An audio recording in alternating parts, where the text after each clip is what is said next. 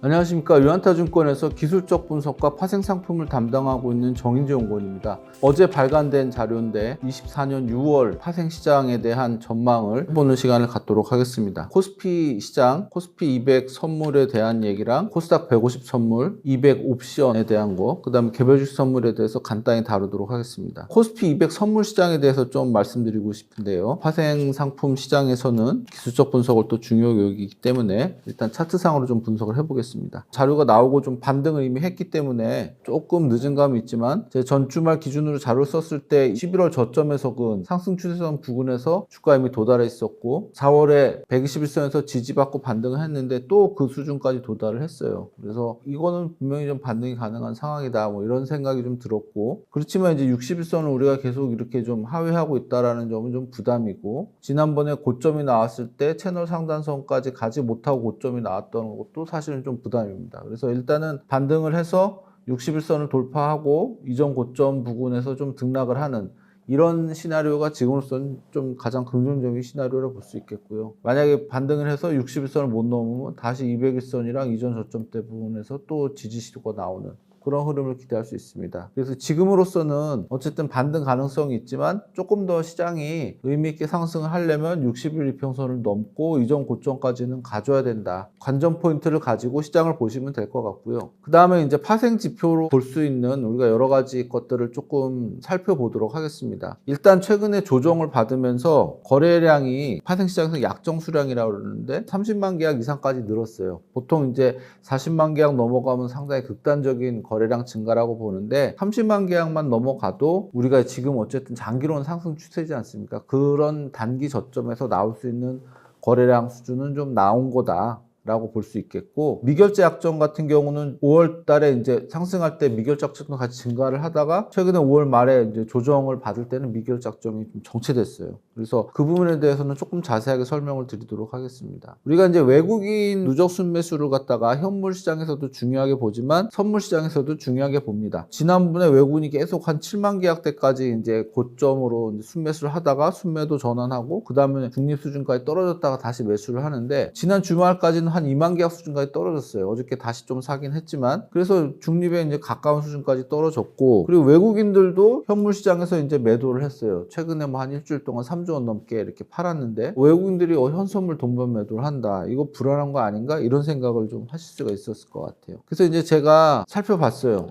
외국인들이 매도를 하고 있는데 이게 무슨 의미일까? 근데 보니까 외국인들이 이렇게 선물 시장에서 매도를 하면서 미결제 약정이 이렇게 줄지는 않았다라는 거죠. 그거는 외국인들이 매수했던 걸 차익 실현하는 거지 적극적으로 다시 매도세가 들어왔다 이렇게 보기는 좀 어렵다라는 말씀을 좀 드리고 싶고요. 60일 동안 이동해서 외국인들이 이제 매수한 거는 쭉 이렇게 줄어들고 있어요. 과거에 그럼 이런 상황일 때는 좀 어땠을까 이런 얘기를 해보고 싶습니다. 외국인들이 이제 60일간 최근 순매수한 내용이 이렇게 줄어들고 현물 선물도 매도를 하고 또 이제 외국인들이 현물에서 팔고 선물도 매도를 하고, 그런데 선물은 어쨌든 매수 영역에서 왔다 갔다 했던 그런 시점들을 찾아보니까 2015년 말 이후로 보면 2016년에 말에 한번 이런 일이 있었고 21년도 초에 이런 일이 한 번 있었어요. 16년 같은 경우는 뭐 그리고 바로 또 상승으로 전환이 됐고, 21년도 같은 경우는 한 여름까지 계속 상승 시도가 있다가 그 이후에 가을부터 하락 추세로 전환이 됐었는데, 이런 상황에서는 뭐 조정이 좀 이렇게 횡보나 이런 게 길어질 수는 있지만 적어도 하락 추세 전환은 쉽게 안 된다. 지금 상황에서 시장이 코스피 기준으로 봐서 2600 깨고 밑으로 막 내려가는 이런 그림은 나오긴 쉽지 않은 상황이다. 오히려 단기적으로는 좀 반등의 모멘텀을 찾아봐야 되는 시점이 아닐까 이런 생각이 들고, 힌트는 간단합니다. 외국인들이 어쨌든 현선물 파는 걸 중단해야 돼요. 그리고 매수로 돌아서면 시장도 단기적으로는 또 충분히 반등할 수 있는 상황이다 이렇게 말씀드릴 수 있겠습니다. 선물시장에서 중요하게 보는 지표가 현물 대비 선물 거래 대금이에요. 왜냐하면은 하락장에서는 현물 대비 선물 거래가 굉장히 많거든요. 근데 상승장에서는 현물 대비 선물 거래 대금이 이렇게 많지 않습니다. 왜냐하면 이제 강세장에서 어쨌든 주식이 상대적으로 좀 더 활성화되기 때문이죠. 현선 비율이 아직까지는 고점이 이렇게 낮아지는 상황에 있어요. 그래가지고 시장이 이렇게 심리적으로 되게 악화됐 했다 이렇게 보기는 좀 쉽지는 않은 상황이다라고 좀 말씀드릴 수가 있겠고, 또 하나 이제 환기하셔야 될 부분은 파생시장에서는 이제 6월 둘째 주 목요일이 동시만기일이죠. 코스피 200 선물 옵션 그게 이제 가까워지면서 시장 베이시스가 이론 베이시스에 가까워지고 또 이렇게 돌파되거나 폭이 벌어지는 정도가 조금씩 커질 수도 있기 때문에 차익 거래가 조금 더 활발하게 될 거다.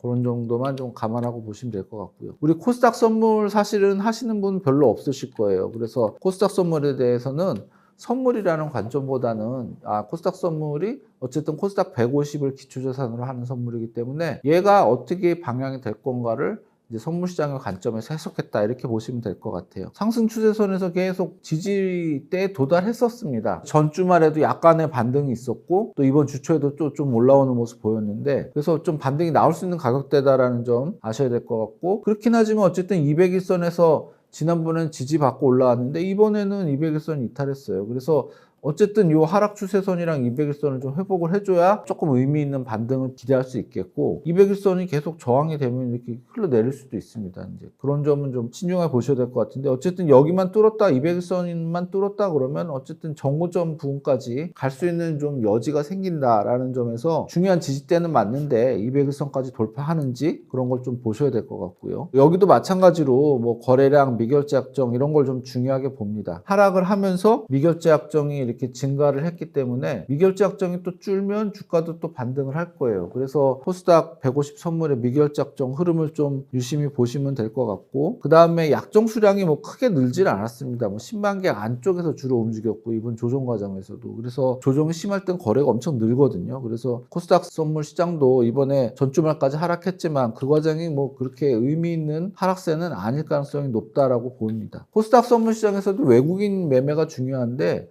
보시다시피 이제 지수가 하락한 폭에 비해서 외국인들은 그렇게 많이 선물 시장에서 매도를 하지 않았습니다. 우리 현물은 오히려 매수로 전환을 했고요. 코스닥 150 선물을 보면은 외국인 현물보다는 선물이 좀 더 민감하게 시장에 영향을 미치는데, 선물이 뭐 그닥 나쁘진 않은 상황인데 역시 이제 매도권이긴 한데, 그래서 외국인 매도세도 진정될 가능성이 있는 상황이다 이렇게 좀 보시면 될 것 같고요. 코스피 선물 시장에서 말씀드렸던 것처럼 현물 대비 선물 거래대금 비율도 바닥권이에요. 20에서 40% 사이에서 왔다 갔다 하고 있고, 최근에 이렇게 하락을 하면서 현물 코스닥 150 지수 현물 거래대금이 이렇게 증가를 했죠. 근데 보통 하락하면서 거래대금 증가하면 주식시장에서 하락이 쉽지 않은 상황이다 이렇게 해석을 할 수 있습니다. 코스닥 150 선물도 반등의 가능성에 대해서 좀 열어놓을 수 있는 시점이 아닌가 이렇게 생각이 되고요. 코스피 200 옵션 시장에 대해서 좀 말씀드리겠습니다. 코스피 200 옵션에서 우리가 가장 중요하게 봐야 될 거는 변동성이죠. V코스피라고 우리가 지수화 시켜놓은 게 있는데, 5월 달에 상승할 때 V코스피가 16% 아래로 떨어졌어요. 그래갖고 16% 아래면 좀 안정적인 국면이다 생각했는데, 이번 또 5월 말에 하락을 하면서 16%로 회복을 했습니다. 불안한 거 아닌가 생각이 들 수는 있는데 사실 좋은 건 아닙니다. 변동성이 줄어야 시장이 좀 안정적으로 상승하는데, 일시적으로 증가한 것일 가능성에 대해서 좀 생각해 봐야 된다는 거죠. 이평선들 저항 아직도 걸려있는 상황이고요. 변동성의 추이는 단정적으로 생각하기보다는 지켜봐야 된다. 근데 다시 변동성이 조정을 받으면 시장은 또 안정적인 상승을 갈 수도 있다. 그런 말씀 드리고 싶고요. 풋콜 레이쇼라고 그래갖고 콜 대비 풋옵션의 이제 거래 대금을 이제 지수화시킨 건데, 최근에 이렇게 하락하면서 얘가 많이 늘었어요. 140% 정도까지도 올라갔었는데, 상승장에서 이렇게 얘가 일시적으로 쭉 늘 때가 보통은 이렇게 바닥권일 때가 많았다 이런 말씀 좀 드리고 싶고, 지금 가장 중요하게 봐야 될 거는 이 외국인 옵션 포지션입니다. 이건 어디까지나 추정치고 그래서 정확한 값은 아니에요. 그러나 제가 이제 추적을 해보면 이 지표가 외국인들이 옵션 시장에서 이렇게 빌드업을 해나가는 과정에서 시장 흐름 어떻게 보느냐를 잘 나타내는 것 같습니다. 사실 얼마 전까지만 하더라도 외국인 옵션 포지션이 이랬어요. 이거는 이제 스트랭글 매도라고 그러는데, 상승 또는 횡보할 때 가장 유리하고 하락은 좀 안 할 것 같다 이런 상황에서 이제 잡은 건데, 얘가 빠져버렸어요. 그러면서 외가격 풋옵션을 많이 샀던 것 같아요. 그래서 방향이 이렇게 바뀌어 버렸어요. 외국 입장에서도 약간 당황스러운 상황인 것 같습니다. 이제 이 사람들이 잡은 포지션은 뭐냐면 아직까지도 위로 열어놨다는 거죠. 지금 단기적으로 이렇게 확 빠져가지고 코스피 기준으로 막 340포인트 밑에까지 떨어지면 수익이 좀 나긴 나요. 그러나 사실 그럴 가능성이 굉장히 낮죠. 만기가 아직 2주도 안 남았는데, 그래서 그렇게 보면은 어쨌든 반등 가능성에 무게를 두고는 있지만 또 한편으로는 혹시 모를 폭락 가능성에 좀 대비를 하고 있다. 그렇게 좀 해석하시면 될 것 같아요. 그래서 시장도 일단은 좀 반등 가능성이 높다. 그렇지만 아까 뭐 코스피나 코스닥에서 설명드렸듯이 코스피는 뭐 60일 이평선, 코스닥은 200일 이평선 이런 거 넘지 못하고 다시 또 내려오면 한 번 더 조정이 있을 수 있기 때문에 그 부분에 대한 어떤 대비를 해놓는 관점에서 풋을 사놓은 것 같고, 일반적인 상황으로 본다면 어쨌든 반등의 무게를 둔다.